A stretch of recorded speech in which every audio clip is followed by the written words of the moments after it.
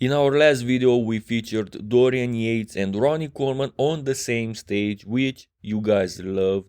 In that video, I showed you how I accomplished this. However, in today's video, we're actually going to analyze this comparison. And I'm bringing back the analytical comparison template. Boom!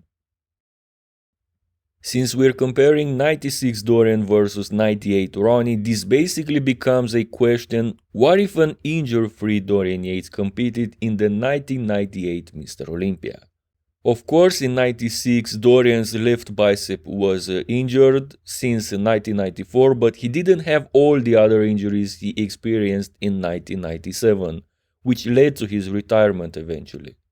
Front double biceps. Let's address two things from the beginning. Dorian is missing a bicep and Ronnie has gyno. The judges pretty much ignored these aspects and we will do the same. Dorian is losing the biceps and the arms overall to Ronnie regardless of his injury. Ronnie looks fuller, but he's not bigger than Dorian here. Ronnie was under 250 pounds at this show, whereas Dorian was pushing 260. Dorian is also drier and harder, which furthermore shows that he was indeed very massive, considering his weight. Let's cut to the chase. Regarding the body parts, Dorian is winning in the forearms and the calves only, and arguably in the lats here. Dorian also has a more aesthetic midsection, but he's not flexing the abs like Ronnie, and he has a wider waist.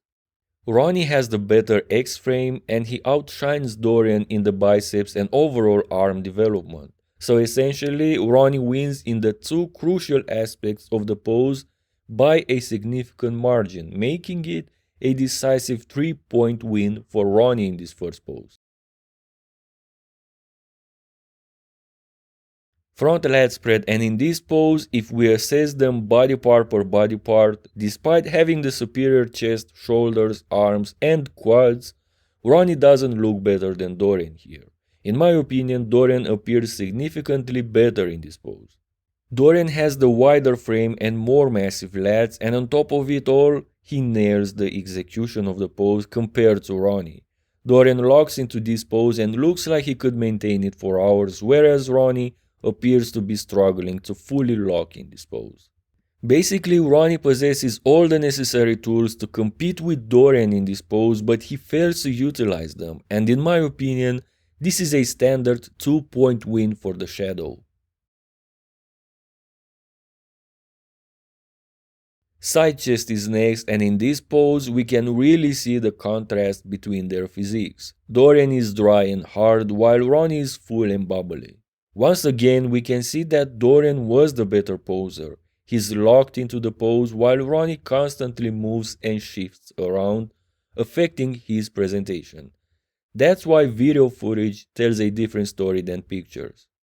Anyway, this is Ronnie's pose. He wins in the chest, the shoulders, the arms and even the side leg, which pretty much makes this a clear win. In my estimation, this is a standard 2-point win for Ronnie. Dorian's hardness and execution prevail, making him to not lose decisively with 3 points. And now let's turn to the back. These are arguably the two best backs in the history of the sport, both great but different. Let's discuss the lower body first. Dorian simply dominates Ronnie with those calves, but Ronnie presents superior glute ham development. Dorian's glutes and hams look impressive as well. In my estimation, the lower body is not a decisive factor here, with Ronnie having the slightest edge overall. Next is the biceps and arms, which play a role in this double biceps pose after all. Dorian wins in the forearms, but Ronnie decisively wins the guns overall with those mountain biceps and bigger arms. Ronnie also wins the shoulders, so Ronnie basically is superior in the limbs department. When we look at their actual backs, what first catches my eye is that they look almost like two different species. Their backs couldn't look more different, but both of them have very strong backs. It's probably the best apples versus oranges case. Execution plays a role too. So Dorian is drier and harder and Ronnie is full and bubbly. Again, muscle per muscle, Dorian wins in the traps and the lower back. The lats are hard to assess. Ronnie looks wider than Dorian, and we know that's not the case, so a point for Ronnie for the execution. Overall, I believe Dorian's back is more impressive, more unique, and stands out, but Ronnie's back is quite strong as well. Combined with the delts, I believe Ronnie equals the stakes. Since Ronnie also won in the guns and the lower body, I give this a subtle 1-point win for Ronnie. I could have considered it a draw, but I try to avoid giving draws. This could very well be a subtle win for Dorian, of course, given that he has the better back. If you consider that the guns shouldn't play such a key role in this back pose, my estimation leans towards Dorian. However, I give it to Ronnie for overall completeness. Dorian's Christmas tree is more impressive than Ronnie's hourglass if you ask me. Anyway, let's proceed to the back lat spread pose. Now, their backs look more similar than in the other back pose. Once again, Dorian's superior hardness is evident, while Ronnie has indeed the fuller muscle. Luckily for Dorian, arms are out of the equation now, and his shoulders look surprisingly good. Ronnie wins in the upper traps, but I believe it's also due to his execution, whereas Dorian excels in the lats. Dorian is also superior in muscle definition and separation in the bottom half of the back, and overall I think he has the slightly better back. So this pose becomes a subtle 1-point win for Dorian.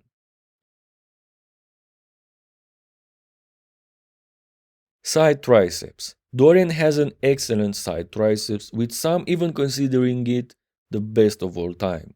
Dorian perfected the execution, showcasing the trailing calf, which gives the pose a great touch. Ronnie, on the other hand, has an inferior lateral head, which, by the way, looked pretty good here in '98, but is still inferior to Dorian's. In an unpopular statement, if Ronnie perfected the execution of this pose, I think he could have beaten Dorian here. Imagine if he pulled off an execution a la Big Ramy, giving Ronnie's side leg a decent triceps here. Unfortunately, he doesn't fully lock in the pose, and then he shifts around, showing he's uncomfortable in this pose. On the other hand, Dorian looks like he's in a poster here. I'm struggling to decide if this is a 2-point or 3-point win for Dorian. I actually think Ronnie doesn't look as bad as Dorian in the front double here, so I'm making it only a standard 2-point win for Dorian.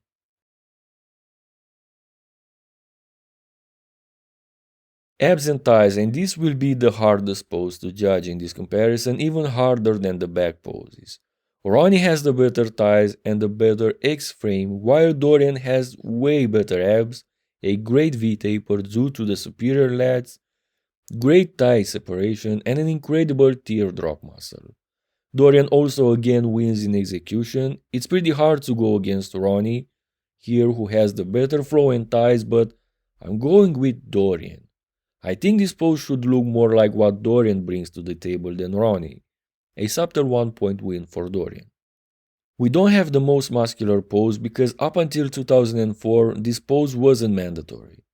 There were only 7 mandatory poses, and since this video is basically a 90s video, we're ending the comparison here, but not before I show you what would have happened if the most muscular pose were mandatory. In the most muscular pose, 96 Dorian versus 98 Ronnie would have been a 3-point win for Ronnie Coleman, leading this matchup to a 4-4 on poses and 6-9 for Ronnie on points, making Ronnie the overall winner. However, since in the 90s this wasn't a mandatory, this is a 4-3 for Dorian on poses and 6-6 on points. In my analytical comparison template, whoever wins more points takes the overall victory regardless of who wins more poses. However, if it's equal on points, the one with more poses wins, of course. This point system is designed so that winning more than 5 poses cannot result in losing the comparison, which I believe is fair. I implemented the point system because most people consider winning more poses alone is not enough. It's crucial how you win those poses. Anyway, back to the comparison. For all the Colemanites If we were to judge all the mandatory poses, Ronnie Coleman is the better bodybuilder in this comparison.